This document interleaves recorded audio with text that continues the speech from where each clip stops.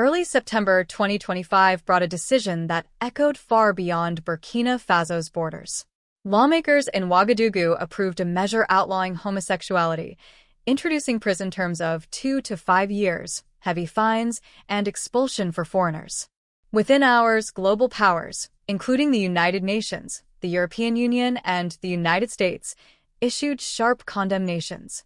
Yet at the heart of the storm stood President Ibrahim Traoré, unyielding, declaring, "Those who enslaved our ancestors have no right to lecture us on morality today." On the first days of September, Burkina Faso's transitional parliament moved with remarkable speed. A long-debated bill, first introduced in July 2024, passed almost unanimously.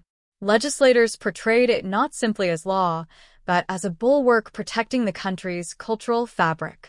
Justice Minister Adasso Rodrigo Baya summed it up bluntly. "Marriage and family are the bedrock of our traditions. This law preserves them." The penalties left no room for doubt. Same-sex acts, advocacy, or promotion of LGBTQ causes carried years of imprisonment and steep financial punishment. Foreign nationals would be immediately deported. For many Burkinabe, this was less about criminalization and more about resistance. In a country deeply influenced by Islam and Christianity, the law was framed as aligning with long-held beliefs. In markets, mothers selling produce said it shielded their children. In both mosques and churches, sermons praised Parliament for safeguarding values. This was also political. Since 2022, Traoré had expelled French troops, ended reliance on Paris, and built alliances with Mali and Niger. To him, true independence was more than controlling borders, it was also guarding identity. This legislation was his latest declaration of sovereignty.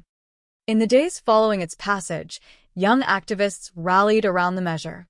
The same students who once demanded French troops leave now proclaimed, "We chased out their soldiers. Now we chase out their ideas." To them, cultural sovereignty was a continuation of territorial freedom. Yet while celebrations filled public squares, anxiety spread in quieter corners.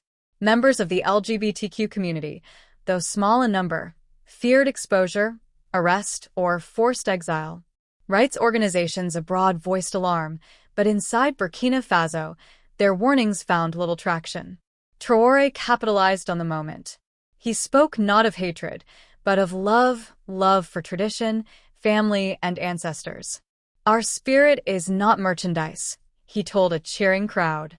His message resonated across fields and villages, where elders repeated his words as timeless truth. In a country long battered by insurgency and poverty, many saw the law not as punishment, but as a shield against foreign encroachment. Western capitals reacted swiftly. Statements of condemnation poured from Washington, Brussels, and Geneva. Headlines in European newspapers warned of a return to the past. Some aid agencies threatened to reconsider partnerships. But Traoré was defiant. Draped in the nation's colors, he answered sharply, "Sovereignty cannot be purchased. Our culture is not for export. Those who colonized us will not decide our destiny." His speeches spread quickly across Africa. In Lagos, Nairobi, and Accra, his quotes trended on social media. Supporters hailed him as a defender of dignity. Burkina Faso had become more than a country under strain. It was now a symbol of resistance. Burkina Faso's stance was part of a larger African trend. Uganda had passed a similar law in 2023. Nigeria had long enforced prohibitions. Ghana debated the same path. Analysts called it a continental pushback against Western social influence. In Ouagadougou, the symbolism was everywhere. Young artists painted Traoré on city walls with captions like, "Freedom through culture." His words were printed on posters and recited in schoolyards. Even in remote villages, people quoted his lines as if they were age-old proverbs. Still, the cost was real. LGBTQ individuals reported harassment, fear, and exile. International NGOs warned of worsening conditions. Yet within Burkina Faso, the narrative was framed not as persecution but as liberation from what locals called cultural imperialism. Western diplomats expressed concern, threatening sanctions. But Burkinabe voices pushed back. "Better to go hungry with honor than to eat with shame," said one farmer. That phrase echoed across radio stations, summing up the national mood. Pride mattered more than prosperity. Thus, two opposing visions collided. One insisted human rights are universal, beyond borders. The other insisted sovereignty means defining morality for oneself. Traoré placed his bet firmly on the latter. For now, much of his nation stood with him. The immediate consequence loomed over the economy. Aid groups warned of possible cuts to health and food programs. For a country where nearly half the population relied on subsistence farming, this risk was serious. Yet paradoxically, the more the West threatened, the more Burkina Faso's unity hardened. Students dismissed warnings. "We will not trade dignity for handouts," one declared. Opinion polls suggested Traoré's approval had reached unprecedented levels. Religious leaders offered rare unity. Muslim clerics and Christian priests, often divided, now shared pulpits in declaring that Traoré was defending divine order. This gave his leadership not just political legitimacy but spiritual weight. Meanwhile, new doors opened abroad. Russian officials promised closer ties. Chinese companies expressed interest in investment. Turkey offered trade opportunities.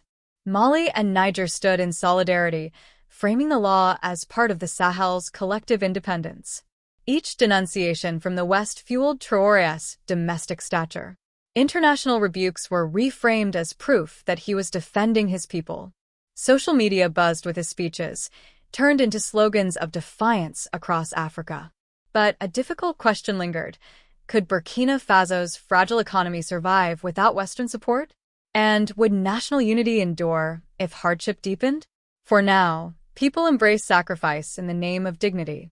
History, however, suggested such unity was tested hardest when hunger struck. By late September, the divide was clear. In Western capitals, Burkina Faso was seen as regressing. Across Africa, many celebrated it as rising. Global newspapers portrayed Traoré as a firebrand exploiting tradition. African commentators hailed him as a cultural warrior, battling not with guns, but with principles. The law had become more than legislation, it was a statement of independence. For ordinary citizens, it represented protection of their values. For the young, it was proof that Africa could shape its future without permission. Traoré, once a young officer, had now become a continental symbol. His defiance inspired many who believed Africa needed leaders unafraid of Western disapproval. International condemnation was fierce. Aid and diplomacy hung in the balance. But inside Burkina Faso, citizens repeated a single message: our identity is not for sale. And so September 2025 would be remembered not only for a law, but for a declaration. A declaration that in Burkina Faso, sovereignty is more than borders. It is the right to decide who they are, on their own terms.